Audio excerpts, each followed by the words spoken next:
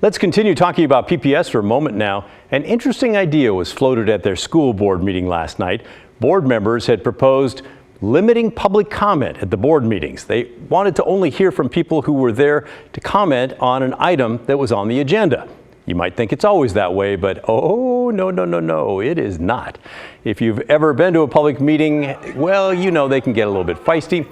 This was a school board meeting over possible COVID vaccine mandates at PPS back in 2021.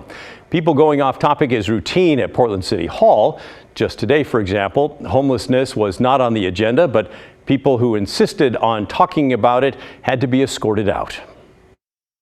As long as RVs and vehicles are being used as housing, much less Excuse me. Last week we went through this. He's speaking. Then you need to leave. We'll take a 3-minute recess while they are vacated from the chamber. Several protesters were removed from the meeting room. One of them got into a scuffle with a security guard. This was the second week the protesters came to City Hall and shut the meeting down. It's not always like that at public meetings, though. Sometimes they can feel pretty boring. But there are times when it becomes kind of like an open mic night for people to air all of their grievances, and usually that does happen during the public comment session. Back to last night's PPS school board meeting and the idea of limiting that public comment to agenda items. Board members had a few reasons for their proposal. They wanted to keep the meeting shorter. Sometimes they can go on for hours. They wanted to hear more from students rather than adults.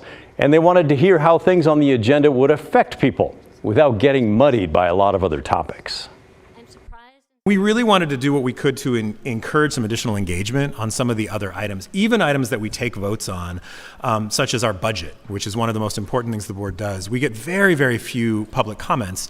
My theory on that, and I may be wrong about this, my theory on that is that we often don't get to those agenda items until very late. So we start our meetings at 6, we go through a lot of the proclamations and so forth beforehand, we have a lot of general public comment, and sometimes there were times we were taking budget votes at 11 or 11:30 at night. There was one board meeting where we literally were in session till after midnight, which I don't think is appropriate. And I think that is not a way to have a transparent government. It's not okay to expect our constituents who want to know what we're doing to stay up or even to be there in person at those hours. And so we've been trying to figure out, Gary and Director Vice Chair Hollins and I have been trying to figure out ways to both speed up the meetings and also move some of that stuff forward. Well, the idea to limit public comment didn't fly. It was dropped pretty much before it had a chance to go anywhere. Board members said they heard from a lot of people who told them that the idea would mean that the board might never hear about what they think are some very important issues. Last night, they heard about online schooling, baseball fields, custodians, and school safety, none of which were on the agenda. I think public comment is also a way to build public trust. When workers, students, family members testify at the board, often they do so as a last resort.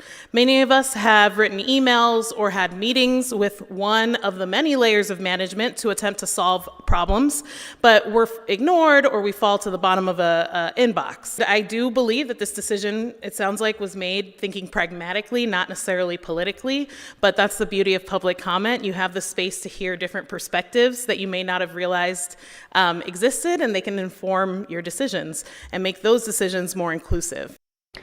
For now, the board is working on rearranging the structure of the meeting so that they hear more from students first and then take on agenda items. And for now, they said they plan to keep general public comment opportunities in place.